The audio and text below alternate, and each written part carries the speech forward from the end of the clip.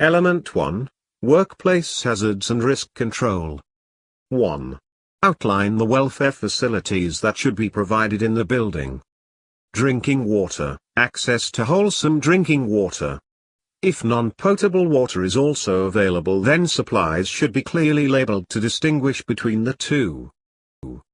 Sanitary conveniences, access to a sufficient number of sanitary conveniences, WCs, for the number of workers present with separate facilities for men and women. They should be protected from the weather and adequately clean, lit and ventilated. Special provision should be made for the disabled. Washing facilities, access to suitable washing facilities by sanitary conveniences, changing facilities and as required in work areas. Showers may be necessary if the work is dirty, strenuous or involves potential contamination with hazardous substances.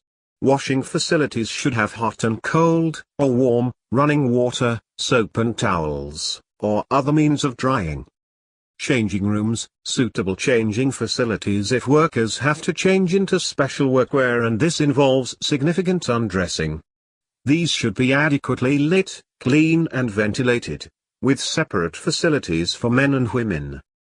Accommodation for clothing, lockers or other storage facilities where workers have to change for work so that their personal clothing can be kept clean and secure.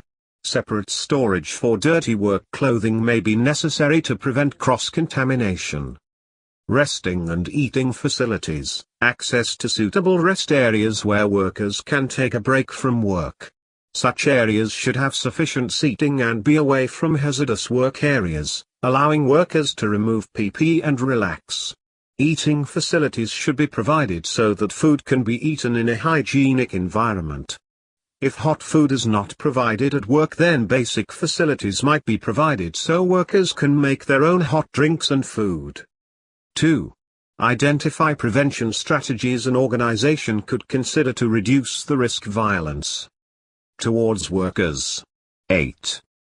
Collecting and analyzing incident reports. Interviewing staff formally or informally. Staff surveys. Zero tolerance policy and prosecution of offenders. Security staff. CCTV cameras.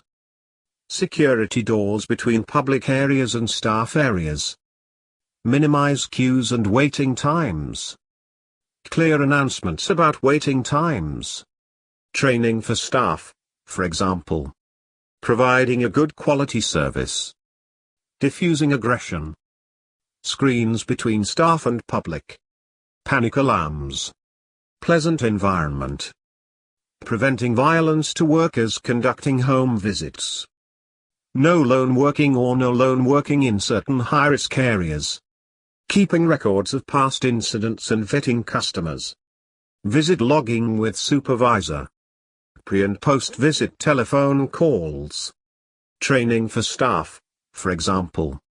Lone working procedures. Breakaway techniques, self-defense. Always having a means of communication, for example mobile phone. No visits after dark. Parking in secure areas. Not carrying cash or valuables. 3. Identify the types of hazard that may cause slips or trips at work. Or, 4. Identify 4 hazards that can cause slip and trips. Smooth floor surfaces that are inherently slippery, for example polished marble, and wet because of spills or cleaning operations.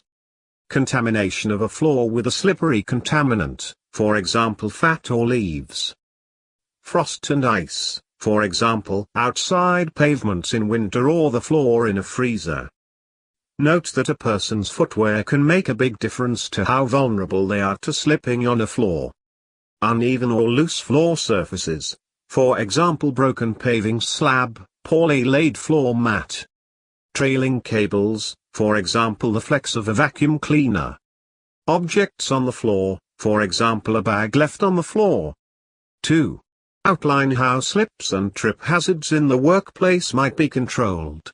Page number 110, 4. Slip resistance surface. All floor surfaces where people may walk should be designed to ensure an appropriate level of slip resistance. For example, by applying a non-slip resin to an existing floor. Spillage control and drainage. Floors and pedestrian routes should be designed and constructed to withstand foreseeable spillages. Such spillages might simply be of water, for example drinks, but in other instances might be of oil, fuels, for example diesel. Warning signs and boards. Clearly visible and easily understood signs and markings should be provided so that pedestrians, even those unfamiliar with the workplace, are made aware of hazards and what they must do to avoid them. Signs should conform to relevant standards. 3. Outline 3 control measures to segregate pedestrians and vehicles in the workplace. 3. Vehicle-free zones. It may be possible to eliminate the hazard by creating pedestrian-only areas. Pedestrian-free zones. Since pedestrians are usually the group at greatest risk during vehicle maneuvering operations, it may be possible to eliminate them from certain parts of the workplace. Vehicle traffic route layout. Good design of roads and routes can be used to keep vehicles at a distance from pedestrian walkways and other vehicles. One-way systems are an effective method of reducing the risk of vehicle collisions. 4. Outline. Identify the main hazards that may be present during the demolition of a building. Page 117, 8. Premature collapse of structures. Work at height. Plant and machinery. Contact with live overheads. Contact with buried services. Asbestos. Dust. Movement of vehicles. Explosives. Noise and vibration. Hazardous substances from previous use of the building. Biological hazards from vermin or stagnant water. Sharp objects, including glass and nails from the demolition, or syringes left by trespassers. Manual handling. 5. A 3-meter deep trench has to be dug across a car park. Identify hazards associated with the work. 10. Contact with underground services. Collapse of the excavation's sides. Materials falling onto people working in the excavation. People and vehicles falling into the excavation. People being struck by plant. Flooding. Soil collapse. Improper access and egress. Fumes. 2. Outline control measures that could be implemented to reduce the risk. Page 134, 10. Battering. The sides of the excavation can be sloped back, battered, at an angle that is sufficiently shallow that the soil will not slip. Shoring. The sides of the excavation can be supported, shored, with metal or timber that is fixed in place inside the excavation. Trench box. The sides of the excavation can be temporarily supported by a metal box that can be lifted into the excavation and moved along to give a protected work area. Barriers should consist of guardrails, as for a scaffold work platform, to prevent people falling in, and toe boards to prevent objects being kicked down into the excavation. Good lighting, both within the excavation and at the edges, and signage should be provided. Long excavations should be provided with crossing points, bridges, that should be similarly guarded in with barriers and toe boards. Access to the excavation should be achieved by properly positioned and secured ladders. Ladders should extend 5 rungs above the edge of the excavation to give a secure stepping-off point. They should be routinely inspected. 1. Identify 8 safe working practices that should be considered to reduce the risk when using a mobile tower scaffold. 8. Guardrail fitted to the work platform. Tower must not be overloaded. Wheels should be locked when the tower is in use. Tower must be sited on firm, level ground. People and materials should not remain on the tower when it is moved. Care should be taken to avoid overheads when the tower is moved. Outriggers should be used where necessary to ensure stability. People should not climb up the outside of the tower. Tower must be built by trained workers. 2. Repair work is to be carried out on the roof of a school. Identify control measures to reduce the risks to roof workers. 6. Fragile roofs should be clearly signed. The safe working method for fragile roofs is usually by the use of roof ladders or crawling boards. These are laid across the roof surface, supported by the underlying load-bearing roof members, and distributes the load of the worker over a wide area, enabling the roof structure to sustain the load safely. Access equipment must be maintained correctly to ensure stability. This must be carried out by a competent person and is often subject to statutory requirements, for example inspection frequencies. Personal protective equipment, such as harnesses and helmets. Health condition of the individuals. 2. Identify 2 control measures to reduce the risks to other persons. 2. Construction sites almost always have a risk of falling objects, so they should be mandatory hard hat areas. Collective protection systems, such as safety nets and airbags. Warning signs. Barricade the area. 3. Identify why accidents may occur in staircase. 6. Poor lighting. Not using handrails. Not following rules, e.g. running. Improper footwear. Spillages. Insufficient treads and risers. Slippery surfaces. 11. Identify the factors to consider when assessing the adequacy of lighting within an open-plan office. Page number 12. Natural light should be used in preference to artificial light. Light levels should be adjusted to suit the level of detail required and the visual acuity of the workers. Local lighting, such as spotlights positioned above machinery, might be required to give higher levels of light on critical areas. Lighting must be arranged to avoid reflections and glare that might dazzle or temporarily disable. Lighting must be arranged to avoid the creation of shadows that might obscure areas and create risk. Flickering should be avoided to prevent nuisance and in particular the stroboscope effect. Lighting must be suitable for the environment, for example intrinsically safe lighting used in a flammable atmosphere. 12. List 8 design features or safe practices intended to reduce the risk of accidents on staircases used as internal pedestrian route or within work premises. Adequate width. Provision of handrails. Dimensions of treads and risers. Provision of landings. Provisions for disabled persons. Possibility of using a lift as an alternative. Avoid the need to carry large or heavy items up or down stairs. Appropriate footwear, low heels. Provision of non-slip surfaces. 13. Identify the safe working practices for the use of a mobile elevating work platform, MEWP, or a scissor lift. In the test book page No:130. Vehicle sited on firm, stable ground. Sufficient clearance from obstructions and overheads when operating. Barriers around MEWPs to prevent it being struck by vehicles or mobile plant. Barriers also act to keep people out from underneath the cradle. Guardrails incorporated into the cradle. Safety harnesses worn as an additional backup. Controls of the MEWP should be inside the cradle so that the person actually working at height has some control. Not driven with the cradle raised unless specifically designed to do so. Must not be overloaded.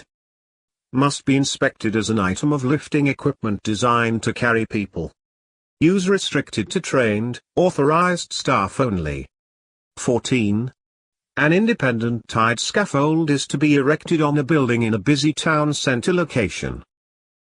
Outline the precautions that should be taken in order to reduce the risk of injury to members of the public during erection and use of the scaffold.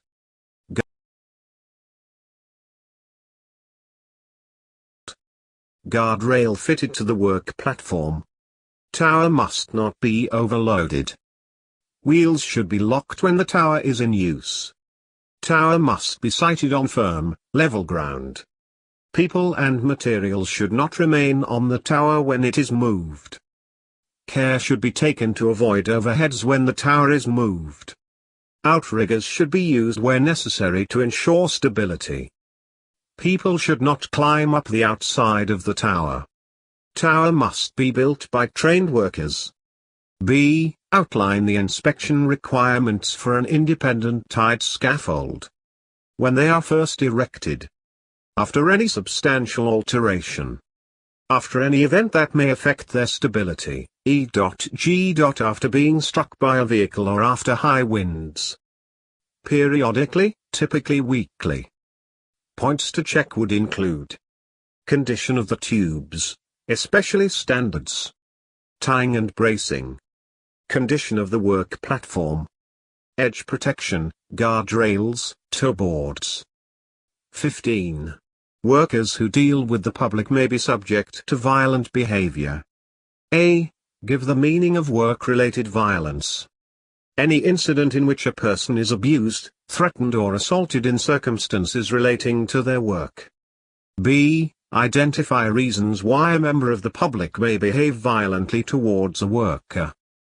Cash handling. Any work that involves the handling of quantities of cash or valuables puts workers at risk of violence associated with robbery.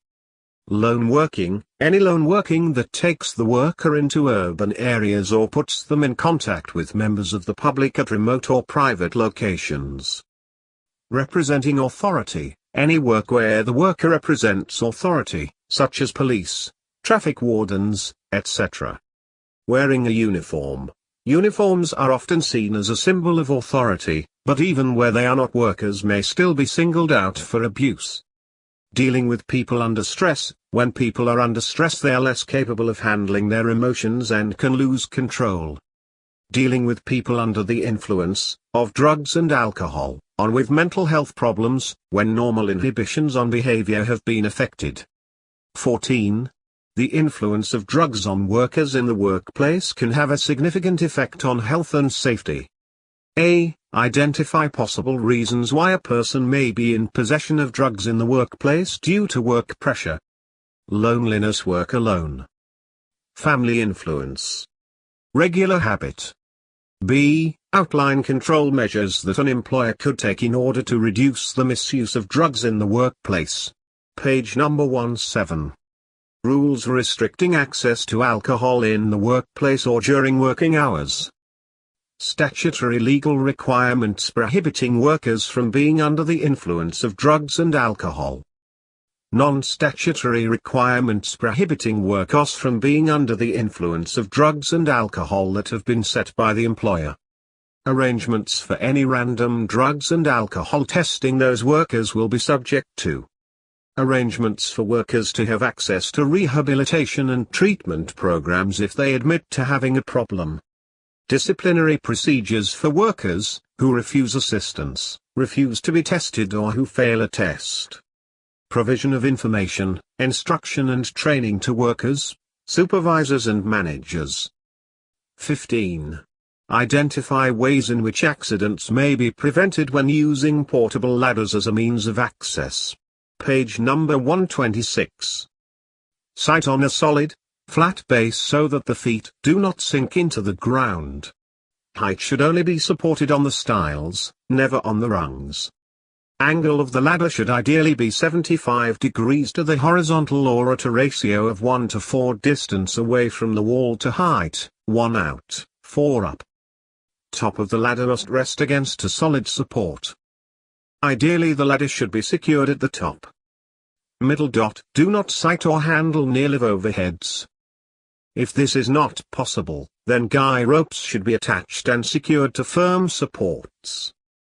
If this is not possible, ladder should be footed by someone standing on the bottom rung. Top of the ladder should extend far enough above the level of the working position or the platform onto which it provides access to provide a safe handhold. The stepping off point should be safe and clear.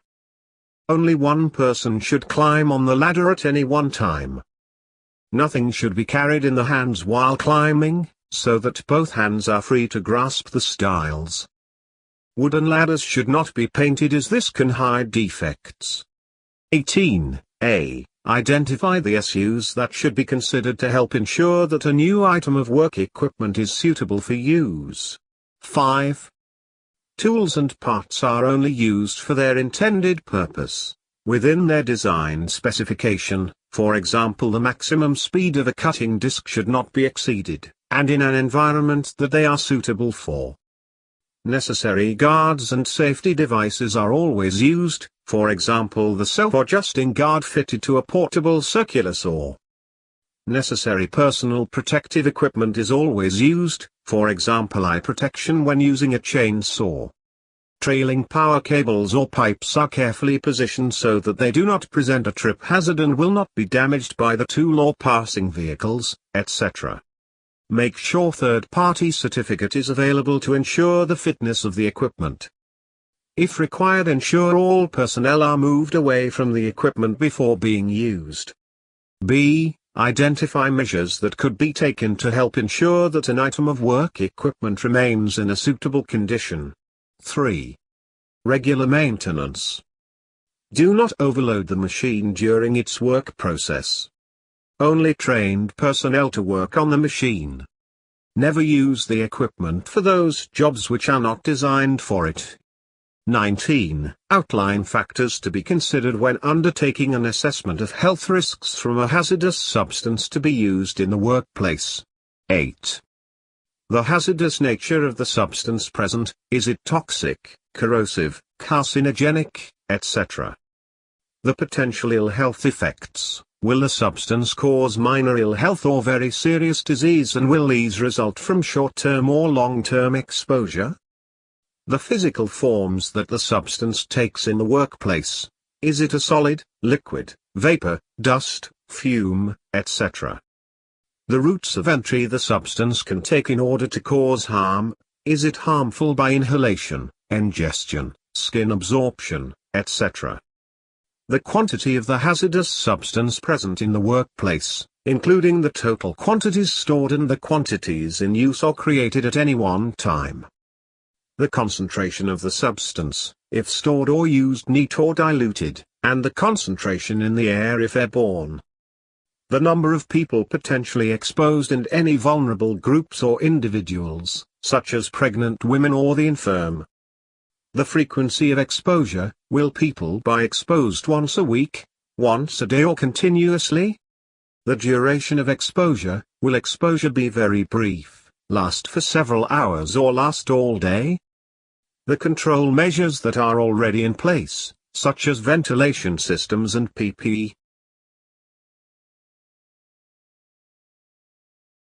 20. During redecoration work, temporary access is to be provided for office workers through an external storage area where vehicles are operating. Outline the control measures to reduce the risk of injury to the office workers when using this temporary access. 8.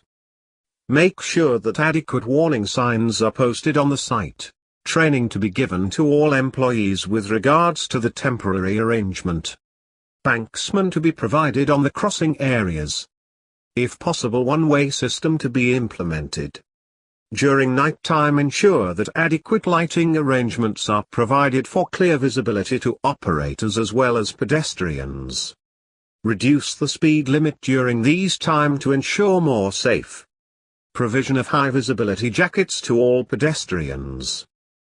On all crossings, special marking to be provided for crossing the road. Provision of a physical barrier to separate the pedestrians and vehicles to be done. 21. Outline the hazards associated with the use of a materials hoist on a construction site. 8.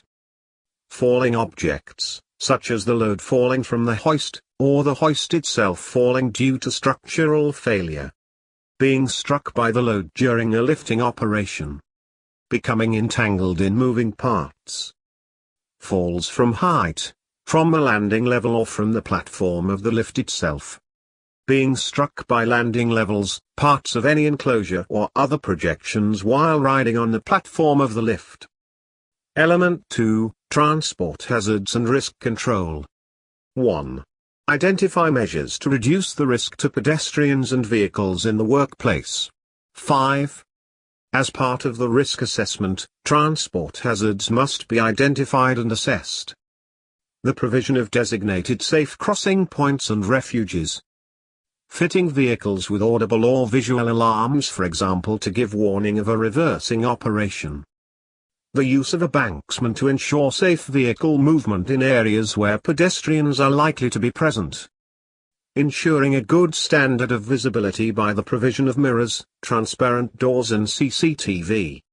The introduction of a speed restriction on vehicles, the use of trained and authorized drivers particularly for forklift trucks. The provision and use of high-visibility personal protective equipment. Provision of a good standard of lighting which avoids the possibility of glare. 2. Identify precautions that should be taken when leaving a forklift truck unattended. Page 246. The first one relates to leaving the forklift truck on a firm level surface. Park in a designated area, to ensure that it cannot roll away. The truck must not be left in a position where it could obstruct the emergency exits, walkways or fire points, and must be parked away from other vehicles. The truck should be left with the mast tilted slightly forward and forks resting on the floor to make sure that it is stable and not likely to overturn. The truck must not be left until the brake has been applied and the power switched off. Park away from other vehicles on a firm, level surface. Where a start key is used, the key must be removed and returned it to a responsible person, as appropriate. A. Outlined why a vehicle may not be able to stop effectively. 4. Lack of proper, adequate braking system. Overspeeding. Loss of control of the vehicle. Incompetent driver, operator. Lack of proper maintenance of the vehicle. Chance of oil spillage on the road, slippery surface. B. Outline activities associated with vehicles when they are not moving that could result in risk of injury. 4. In test book go to page 22. Loading, e.g. when doing manual handling jobs like loading crates from a truck. Unloading, e.g. when unloading crates from a truck. Securing, when workers climb onto the vehicle in order to secure load can lead to fall hazard. Coupling, when vehicles are attached to other towed equipment there is a potential of collision and crushing. Maintenance work, while doing maintenance work either on top or underneath the vehicle.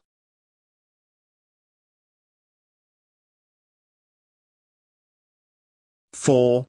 Outline the precautions that might be needed to ensure the safety of pedestrians in vehicle maneuvering areas. 8. Segregated systems for vehicular and pedestrian traffic. Appropriate road markings. Maintaining good visibility, mirrors, provision of lightings etc. Audible warnings for vehicles. The drawing up and enforcement of site rules. The provision of refuges. The wearing of high visibility clothing. A good standard of housekeeping. Training for, and supervision of, all concerned. 5. Outline the means by which the risk of accidents from reversing vehicles within a workplace can be reduced. Page number 248. Avoidance of reversing by implementing one-way traffic systems. Segregation of pedestrians and vehicles or the provision of refuges. Good vehicle selection so that drivers have adequate visibility. Provision of audible reversing alarms and flashing beacons. Provision of mirrors at blind spots to see approaching pedestrians. Use of high visibility clothing.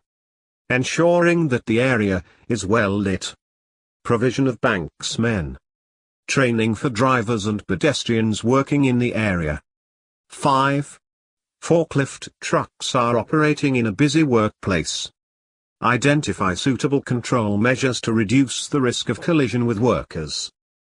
Suitable for their intended use. Suitable for the environment and conditions in which they are used. Maintained in safe working order. Only driven by suitably trained, qualified staff. inspected routinely before use. Provision of audible reversing alarms and flashing beacons. Provision of mirrors at blind spots to see approaching pedestrians. 6. A. Identify reasons why a vehicle may not be able to stop effectively. No braking system. Overspeeding. Improper maintenance of brake system. Loss of control. B. Outline activities associated with vehicles when they are not moving that could result in risk of injury. Page no: 22. Loading. Both manual and mechanical loading of vehicles can create risk. For example, the manual handling risk associated with lifting crates into the back of a lorry, or the risk of collision when loading a flatbed lorry using a forklift truck. Unloading. Both manual and mechanical unloading can create risk. For example, tipping operations can result in the vehicle overturning or people being struck by the material being tipped. Securing. When workers have to climb onto a vehicle in order to secure a load. For example, a driver might have to climb onto the top of a lorry to sheet over the load to prevent it blowing out when moving at speed, or climb onto the top of a road tanker to close hatches. Both of these operations involve work at height. Coupling. When vehicles are attached to trailers or other towed equipment, there is potential for collision and crushing. Maintenance work. When mechanics have to access various parts of the vehicle and may have to work at height or under the vehicle. 8. Mobile tower scaffolds should be used on stable, level ground. Outline additional factors that should be considered for the use of a mobile tower scaffold. 8. Never overload the mobile tower scaffold during work. Ensure that outriggers are utilized at all times. All the mobile tower should have guardrails fitted. Ensure the wheels are chopped before allowing any personnel to work on board. Only competent and trained personnel to erect the tower. Do not allow anybody to work on top while we move the mobile tower scaffold. Never work under overhead lines. Climbing through outside should not be permitted. 9. A new vehicle route is to be provided into the goods delivery area of workplace. Outline features of the vehicle route that could reduce the risk of pedestrians being injured by vehicles. 8. Vehicle traffic route layout. Good design of roads and routes can be used to keep vehicles at a distance from pedestrian walkways and other vehicles. One-way systems are an effective method of reducing the risk of vehicle collisions. Segregation of vehicles and pedestrians. Wherever possible, pedestrians should be provided with a separate walkway. It may be necessary to barrier this route to provide additional physical protection. In some situations, such as in loading bays, safe havens should be provided that pedestrians can retreat into during vehicle movements. Where barriers cannot be used, segregation might be achieved by marking pedestrian walkways on the floor. Separate site and building entrances should be provided for vehicles and pedestrians so that they are not forced into close proximity at these bottlenecks. Speed limits should be set for traffic routes and then clearly indicated by signage, and enforced. Traffic calming measures such as speed bumps might be used where experience shows there is a problem with vehicles speeding. Banksmen may be used to ensure that vehicle maneuvers in the vicinity of pedestrians are carried out safely. Crossing points may be implemented to allow pedestrians to cross traffic routes safely. Good visibility is essential, so that drivers have unobstructed views from their vehicles. Blind spots should be eliminated by careful traffic route design. Where this is not possible, aids such as mirrors, CCTV and transparent doors should be provided. Good standards of lighting should be present on traffic routes. Appropriate signage should be used to alert vehicle drivers to hazards on their route, such as lower overheads. Whilst barriers can protect pedestrians from vehicles, they can also be used to protect structures which might be at risk of damage or collapse in the event of a collision. For example, in a warehouse, racking may be protected with barriers at vulnerable locations. The surface of the traffic route must be suitable for the vehicles using it, with attention paid to its strengths and stability. Grip characteristics and drainage.